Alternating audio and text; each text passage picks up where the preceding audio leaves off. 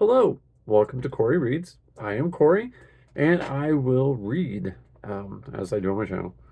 Okay, we are continuing today on the first book of Moses called Genesis. We are up to chapter 6, and let's just jump right in here.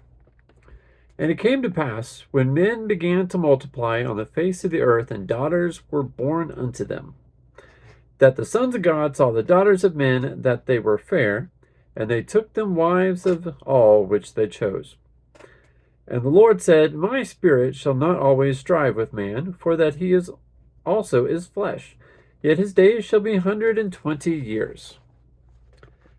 So here it's saying that basically population humans multiplied, men married women, and they took their wives as they chose, it says, and then it says that the man shall be his days shall be 120 years. So basically it says, gave a timeline, people lived 120.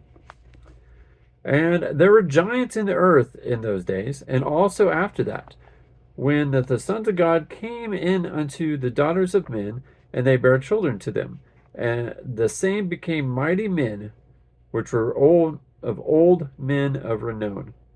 And God saw that the wickedness of man was great in the earth, and that every imagination of the thoughts of his heart was only evil continually. Now, this part where this talks about giants is tied directly back to the book of Enoch.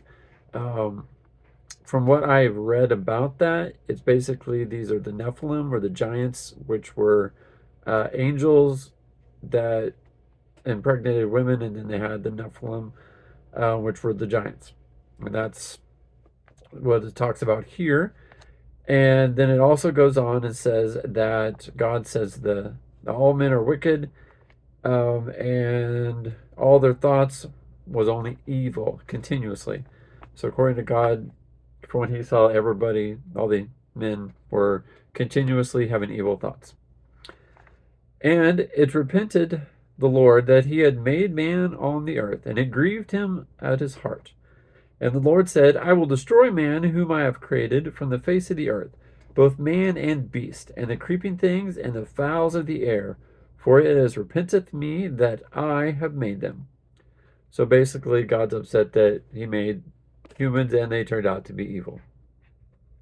But Noah found grace in the eyes of the Lord. These are the generations of Noah. Noah was just a man and perfect in his generations. And Noah walked with God. And Noah begat 3 sons, Shem, Ham, and Japheth.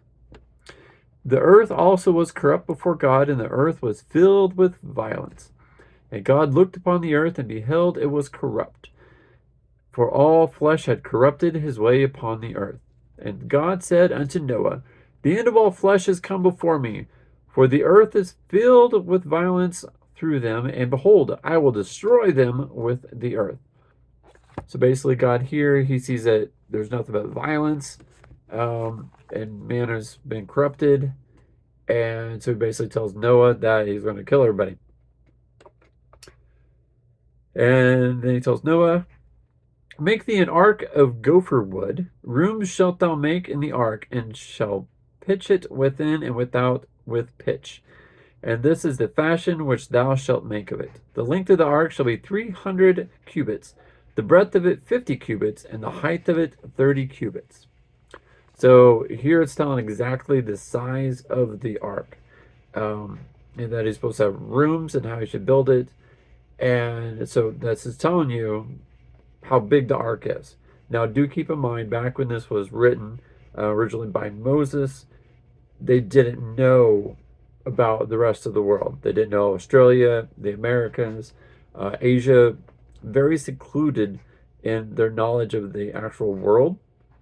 So this is where it's kind of written from a very small viewpoint of the world.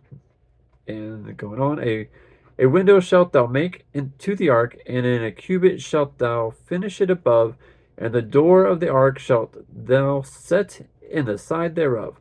With lower, second, and third stories shalt thou make it. And behold, I, even I, do bring a flood of waters upon the earth to destroy all flesh, wherein is the breath of life from under heaven, and everything that is of the earth shall die. But with thee will I establish my covenant, and thou shalt come into the ark, thou and thy sons and thy wife, and thy sons' wives with thee. And of every living thing of all flesh, two of every sort shalt thou bring into the ark, to keep them alive with thee. They shall be male and female. So he's basically saying that Noah's family, his wife, his sons, and his sons' wives get to live.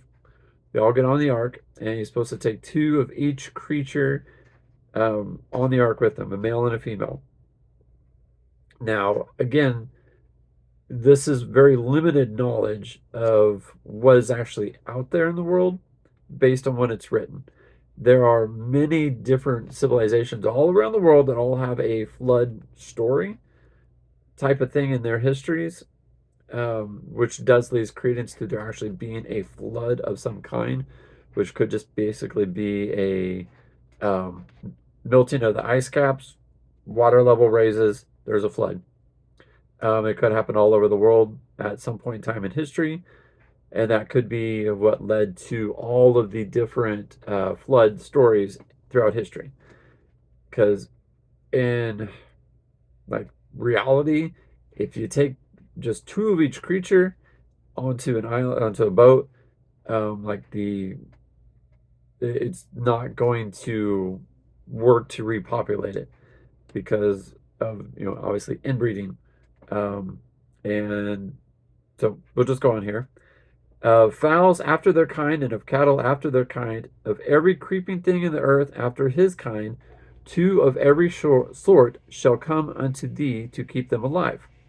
And take thou unto thee all of all food that is eaten, and thou shalt gather it to thee, and it shall be for food for thee and for them. Thus did Noah, according to all that God commanded him, so did he. So a lot of people have issues with the whole ark thing because of the fact that you're throwing like carnivores and herbivores all on the boat at the same time, and just two of each species.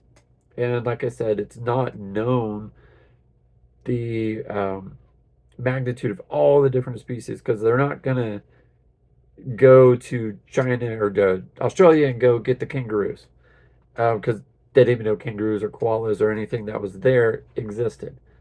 So, as is written, is simply from the viewpoint of the small world that is known at that time by Moses. And so then, taking that into consideration, it makes sense that it's feasible to hold all the animals that are there.